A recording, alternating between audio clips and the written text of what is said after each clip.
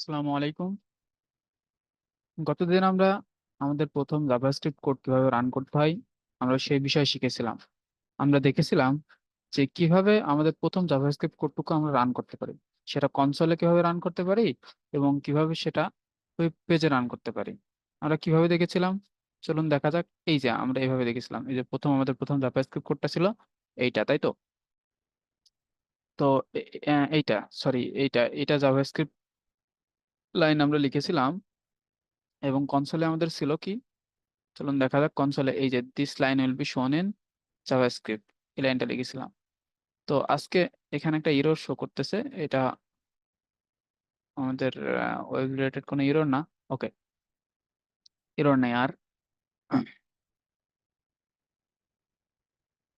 তো আজকে আমরা যে জিনিসটা শিখবো সেটা হচ্ছে, এখন আমাদের যদি ধরেন এখানে জাভাস্ক্রিপ্ট কোড এখানে আছে মাত্র 3 লাইন, কিন্তু আমাদের জাভাস্ক্রিপ্ট কোড যদি শুধু 3 লাইন হবে এমন তো নাই, আমাদের জাভাস্ক্রিপ্ট কোড একাধিক হতে পারে, কারণ আমাদের হাজার হাজার লাইন ধরে প্রোগ্রাম লেখা লাগতে পারে। তো সেক্ষেত্রে তো যদি আমরা জাভাস্ক্রিপ্ট কোড এখানে লিখতে থাকি তাহলে তো কোড গার্বেজ হয়ে যাবে না। এখানে একাধিক কোড, জাভাস্ক্রিপ্ট কোড এবং এইচটিএমএল এর কোড একাধিক থাকবে, কারণ আমরা জানি বডির মধ্যে একাধিক এইচটিএমএল এর কোড থাকে। তো সেই এইচটিএমএল এর লেখাগুলা এবং এই লেখাগুলা তো একসাথে হয়ে যাবে। তো সেক্ষেত্রে সুবিধার ক্ষেত্রে আমরা কি করতে পারি, আলাদা একটা জাভাস্ক্রিপ্ট ফাইল তৈরি করতে পারি। এখানে কি করতে পারি, তাহলে আমরা এখানে একটা জাভাস্ক্রিপ্ট ফাইল নিই। কি লিখতে পারি আমরা, প্লে, মানে জাভাস্ক্রিপ্টে আমরা এখন খেলবো প্লে ডট জেস। আমরা একটা জাভাস্ক্রিপ্ট ফাইল তৈরি করলাম। তো এখন কি করতে পারি, এই লাইনগুলোকে আমরা জাভাস্ক্রিপ্টের মধ্যে নিয়ে যেতে পারি। এটা একটা জাভাস্ক্রিপ্ট ফাইল। আর একটা কথা মনে রাখবেন, যখন জাভাস্ক্রিপ্ট ফাইলের মধ্যে কোনো কিছু লিখবেন তখন এই স্ক্রিপ্ট ট্যাগের আমাদের কোনো দরকার নেই। স্ক্রিপ্ট ট্যাগ আমরা কেটে দিলাম। তো এখন আমরা কি দেখতে পাচ্ছি, এটা একটা এইচটিএমএল ফাইল, এটা একটা জাভাস্ক্রিপ্ট ফাইল। এই দুইটা ফাইলের মধ্যে কিন্তু কোনো সম্পর্ক নেই, এখন মানে লিঙ্ক আপ নেই। তো আমাদেরকে অবশ্যই এই জাভাস্ক্রিপ্ট ফাইলটা এইচটিএমএল ফাইলের সাথে লিঙ্ক আপ করতে হবে, কারণ আমরা সরাসরি ব্রাউজারে এই এইচটিএমএল ফাইল রেন্ডার করতে পারি, সরাসরি তো জাভাস্ক্রিপ্ট ফাইল রেন্ডার করতে পারি না। তো সেক্ষেত্রে যদি আমরা জাভাস্ক্রিপ্ট ফাইলটাকে এইচটিএমএল ফাইলের সাথে কানেক্ট করে দিই এবং এইচটিএমএল ফাইলটা ব্রাউজারে রেন্ডার করি, তাহলে কিন্তু সেক্ষেত্রে আমরা ইজিলি জাভাস্ক্রিপ্টের রেজাল্ট আমরা পেতে পারবো। তো জাভাস্ক্রিপ্ট যখন আপনারা কানেক্ট করবেন সেক্ষেত্রে এই বডি ট্যাগের মধ্যে যত এইচটিএমএল কোড থাকবে তার সব থেকে নিচে, একদম নিচে শেষের দিকে গিয়ে জাভাস্ক্রিপ্ট ফাইলটাকে আমরা কানেক্ট করে দিব। কিভাবে কানেক্ট করব, আমরা সোর্স ট্যাগে, স্ক্রিপ্ট ট্যাগের মাধ্যমে, স্ক্রিপ্ট স্ক্রিপ্ট সোর্স, এই যে এখানে সোর্সে আমরা বলে দিতে পারি যে কোন ফাইলটা আমরা এখানে, কোন জাভাস্ক্রিপ্ট ফাইলটা আমরা এখানে অ্যাড করতে চাচ্ছি। আমরা কি প্লে ডট জেএস, পি, এই যে প্লে, দেখেন সাজেশন দেখাচ্ছে প্লে ডট জেএস জাভাস্ক্রিপ্ট ফাইলটা আমরা এখানে রান করে ফেললাম। চলুন এবার দেখি আমাদের রেজাল্ট কি আসছে। এই যে দেখুন, সেম রেজাল্ট, একই রেজাল্ট আসছে। আগে যেমন রেজাল্ট আসছিল এখনো সেম একই রেজাল্ট আসছে, কিন্তু এখন আমাদের ফাইল আলাদা ফাইল। আমরা এখন কাজ করতেছি কি আলাদা ফাইলে, এটা এই এইচটিএমএল ফাইল আর একটা জাভাস্ক্রিপ্ট ফাইল। তো আমরা চাইলে এখানে অন্য কোনো কিছু করতে পারবো। গতদিন আমরা শিখেছিলাম কি document dot right function, console dot log function, এই দুইটা ফাংশন দিয়ে আমরা আউটপুট দেখাতে পারি। আর একটা ওইতে আমরা আউটপুট দেখাতে পারি, সেটা আপনাদেরকে গতদিন দেখানো হয়নি। সেটা হচ্ছে অ্যালার্ট ফাংশনের মাধ্যমে, ALERT, দেখেন অ্যালার্ট ফাংশন সাজেশন দিচ্ছে। অ্যালার্ট ফাংশনের মধ্যে যা দিব সেটা আমাদেরকে অ্যালার্ট দেখাবে আমাদের ওয়েব পেজ যখন রান হবে তখন। দেখেন আমরা এখানে লিখছি this is alert pop up. চলুন আমরা দেখে আসি এই কোডটা লেখার ফলে কি হলো আমাদেরকে, আমাদের ওয়েব পেজে কি পরিবর্তন আসলো আমরা দেখি। দেখেন আমাদের ওয়েব পেজ রিলোড নিচ্ছে,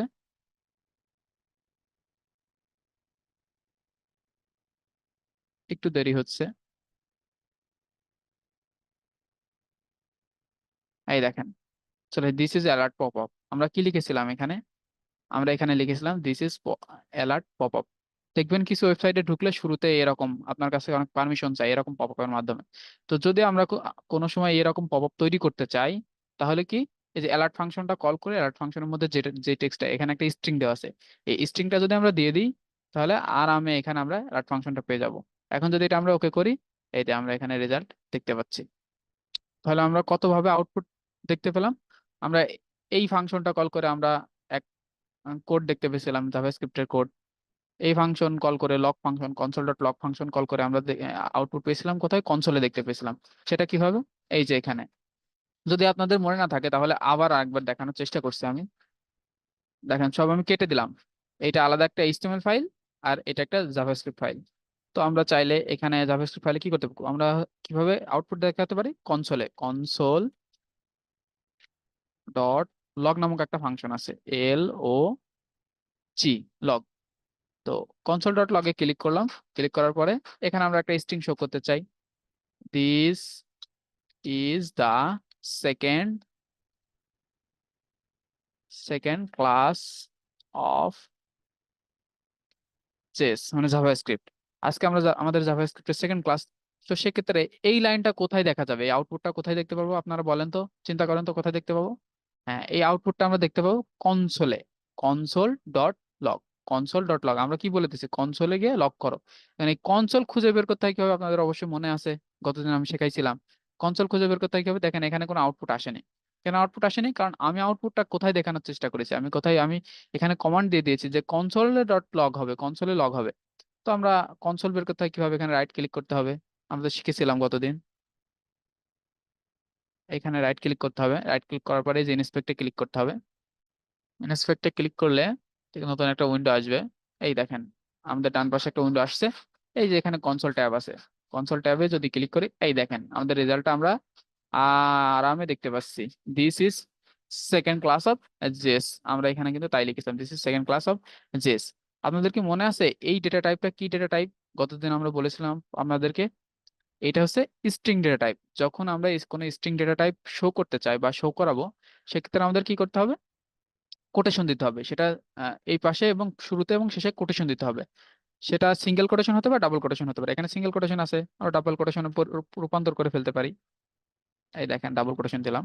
যখন ডাবল কোটেশন দিবেন তখন উভয় ক্ষেত্রে ডাবল কোটেশন দিতে হবে, এখানে ডাবল কোটেশন, এখানে ডাবল কোটেশন। যখন সিঙ্গেল কোটেশন দিবেন তখন এখানেও সিঙ্গেল কোটেশন, এখানেও সিঙ্গেল কোটেশন। যদি এক জায়গায় সিঙ্গেল কোটেশন আরেক জায়গায় ডাবল কোটেশন দেন তাহলে কিন্তু ইরর দিবে, সেটা কিন্তু কাজ করবে না। তো এখন দেখে আসি আমাদের রেজাল্ট কি। এই দেখেন আমাদের রেজাল্ট, সরি এখানে কি দেখাচ্ছে, আনএক্সপেক্টেড, হয়তো পেজটা রিলোড নেয়নি। আমরা একবার সেভ করে দিই, সেভ করি, দেখি এবার রেজাল্ট আমাদের কি আসে। এই যে this is the second class of JS, আমরা তাই লিখেছিলাম। গতদিন আরেকটা জিনিস আপনাদের শেখাইছিলাম, যখন আমরা জাভাস্ক্রিপ্টের কোনো এক্সপ্রেশন বা কোনো লাইন শেষ করব, সেই লাইনের শেষে আমরা সেমিকোলন দিয়ে দেবো, মানে এই লাইনটাকে ক্লোজ করে দিলাম। তো পরবর্তী লাইনে যদি আমরা যাই, যে আরেকটা কনসোল করি, console dot log, console dot log ফাংশনকে কল করলাম। কল করে এখানে দিলাম this is this is new line, this is new line. চলুন দেখি রেজাল্টটা কিভাবে আসে। এই যে দেখুন, দিস ইজ সেকেন্ড লাইনটা আসেনি, মনে হয় রিলোড নেয়নি। আমরা এখানে সেভ করি, সেভ করলে অবশ্যই আসবে। এই যে দিস ইজ নিউ লাইন, রেজাল্টটা আমাদের চলে আসছে। তখন রিলোড নিতে পারেনি, এই কারণে আসেনি, সেভ হয়েছিল না বোধহয়। তো দেখুন এখানে ঘটতেছে কি, আমরা যদি বোঝার চেষ্টা করি এখানে ব্যাপারটা কি ঘটতেছে। আমরা এখানে কি করেছিলাম, একটা এইচটিএমএল ফাইল নিয়েছিলাম। এইচটিএমএল ফাইল নিয়েছিলাম, ঠিক আছে। এইচটিএমএল ফাইল নিয়ে এইচটিএমএল এর বডি ট্যাগের মধ্যে যা লেখা থাকে, আমরা এইচটিএমএল বডি ট্যাগের মধ্যে যা লিখি সেটা তো এখানে দেখা যায়, আপনারা তো সবাই জানেন। এটা স্বাভাবিক হিসাব, এটা আপনারা আগেই শিখে আসছেন যে এইচটিএমএল এর বডি ট্যাগের মধ্যে যদি কোনো কিছু লেখা থাকে, এইচটিএমএল এর বডি ট্যাগের মধ্যে যদি কোনো কিছু লেখা থাকে, তো সেটা এখানে দেখা যাবে, এটা স্বাভাবিক হিসাব। তো কি হচ্ছে, প্রথমে যখন এই এইচটিএমএল ফাইলটা আমরা ব্রাউজারে রেন্ডার করতেছি, যে index ডট এইচটিএমএল, এই দেখেন index ডট এইচটিএমএল, এই ফাইলটা যখন আমরা ব্রাউজারে রেন্ডার করতেছি তখন কি হচ্ছে, শুরুতে এইচটিএমএল এর কোডগুলা সে পড়তেছে। এইচটিএমএল এর কোডগুলা সে পড়ার পরে এই কোডগুলা এখানে দেখাচ্ছে, শো করতেছে যে এখানে এইচ1 একটা ট্যাগ আছে, এইচ1 ট্যাগের মধ্যে এটা দেখাচ্ছে।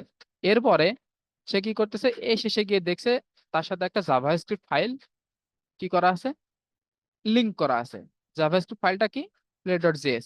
play.js এ তখন তারা যাচ্ছে, play.js এ যাওয়ার পরে দেখছে জাভাস্ক্রিপ্ট, আমরা গতদিন মনে হয় আপনাদেরকে বলেছিলাম, আমি গতদিন বলেছিলাম সম্ভবত, যে জাভাস্ক্রিপ্ট কোড কি হয়, লাইন বাই লাইন এক্সিকিউট হয়। প্রথমে 1 নাম্বার লাইন এক্সিকিউট হয়, 2 নাম্বার লাইন, তারপর 3 নাম্বার লাইন। এটা হচ্ছে সিনক্রোনাস হইতে এক্সিকিউট হয়। তো ব্যাপারটা হচ্ছে, প্রথমে জাভাস্ক্রিপ্ট ফাইলে আসলো, আসার পরে 1 নাম্বার লাইনে তো কিছু নাই, 2 নাম্বার লাইনে প্রথম যে কোডটা তার সে পাইছে, ফাইলটা সে পাইছে যে এই লাইনটা this is the second class of JS, এই স্ট্রিংটাকে পেয়েছে। তো এই স্ট্রিংটাকে আমরা কিভাবে বলছি, কোন ফাংশন কল করে দেখাতে বলেছি? বলেছি যে কনসোল ডট লগ ফাংশন, তাই তো। Console dot log function call করে এই স্ট্রিংটা আমরা দেখাতে বলছি। এই কারণে সে কোথায় দেখাচ্ছে রেজাল্টটা? রেজাল্টটা দেখাচ্ছে কোথায়? এই এখানে আপনার হচ্ছে কি কনসোলে দেখাচ্ছে। পরের লাইনে আমরা তাই বলেছিলাম যে কনসোল ডট লগ, এই এই এই লাইনটা কোথায় বলেছে? এই কনসোলে দেখাতে বলেছে, তাই রেজাল্টটা আমরা কনসোলে দেখতে পাচ্ছি, এই যে কনসোল ট্যাবের মধ্যে দেখতে পারি। এবার আমরা যদি আরেকটা নতুন লাইন অ্যাড করতে চাই, যে ডকুমেন্ট, আমরা কতদিন শিখেছিলাম ডকুমেন্ট ডট রাইট, এই ফাংশন কল করে যদি কোনো কিছু লিখি, তাহলে আপনার কি মনে আছে এটা, এই রেজাল্টটা কোথায় দেখাবে? দিস রেজাল্ট উইল বি শোন ইন, কোথায় দেখাবে বলেন তো? এই রেজাল্টটা কোথায় দেখতে পাবো আমরা? আমরা কি কনসোলে দেখতে পাবো নাকি ওয়েব পেজে দেখতে পাবো? Web page. দেখেন আমরা এই লাইনটা এবার কোথায় দেখতে পাই? রিলোড নেই, এই দেখেন এই রেজাল্টটা কিন্তু আমরা ওয়েব পেজে দেখতে পাচ্ছি, কারণ আমরা এখানে কিন্তু আলাদা ফাংশন কল করেছি। এখানে কল করেছিলাম লক ফাংশন। ফাংশন কি, মেথড কি, এগুলো আপনারা আস্তে আস্তে বুঝতে পারবেন। জাভাস্ক্রিপ্ট ক্লাস আস্তে আস্তে করতে থাকলে আস্তে আস্তে বুঝতে পারবেন কোনটা ফাংশন কোনটা কি।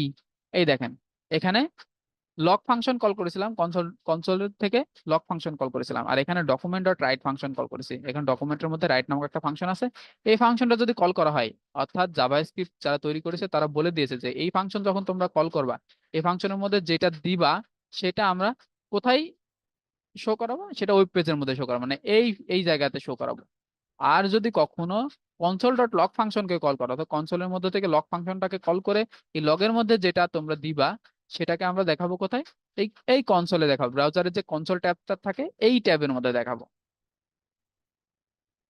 আরেকটা কি দেখানো যায়, আরেকটা ভাবে আজকে যেটা শিখলাম আউটপুট আরেকভাবে দেখা যায়, সেটা হচ্ছে কি অ্যালার্ট ফাংশন। অ্যালার্ট দিচ্ছে মানে যে কোনো বিষয়ে সতর্ক করছে। অ্যালার্ট ফাংশন, অ্যালার্ট ফাংশন সবার আগে কল হবে, ঠিক আছে। তো অ্যালার্ট ফাংশনে দেখুন, অ্যালার্ট ফাংশনে এখানে আমরা এখানে দিস ইজ অ্যালার্ট, দিস, আমরা একটু আগে এটা দেখলাম দিস ইজ অ্যালার্ট। ওকে, চলুন আমরা ফাইলটা সেভ করি। সেভ করার পরে এখানে রিলোড দিই, ঘটনাটা কি ঘটে দেখুন। রিলোড দেওয়ার চেষ্টা করি, এই দেখেন এখানে অ্যালার্ট চলে আসছে। এখানে কিন্তু জাভাস্ক্রিপ্টের কোনো কোড রান হয়নি, আগে অ্যালার্টটা রান হয়েছে, দেখছেন দিস ইজ অ্যালার্ট। এখানে ওকে করার পরে এই দেখেন এই লাইনটা চলে আসলো, মানে অ্যালার্টটাকে আগে অ্যাকসেপ্ট করার পরে এখানে এই লাইনটা দেখাচ্ছে। তো আমরা কয়ভাবে আউটপুট দেখার চেষ্টা করলাম দেখেন, এই দুইটা মিলে একটা ভাবে, এইটা একভাবে, আর এটা একভাবে। তো বেশিরভাগ ক্ষেত্রে আমরা আউটপুট দেখবো হচ্ছে জাভাস্ক্রিপ্ট শেখার ক্ষেত্রে বেশিরভাগ ক্ষেত্রে আউটপুট সব থেকে বেশি ব্যবহার করে এই কনসোল ডট লগ ফাংশন, এই লগ ফাংশনটাকে, অর্থাৎ এই ফাংশনকে সব থেকে বেশি কল করা হয়। এই দুইটা শুধুমাত্র আমরা শেখার জন্য, মানে জানার জন্য শিখলাম আর কি।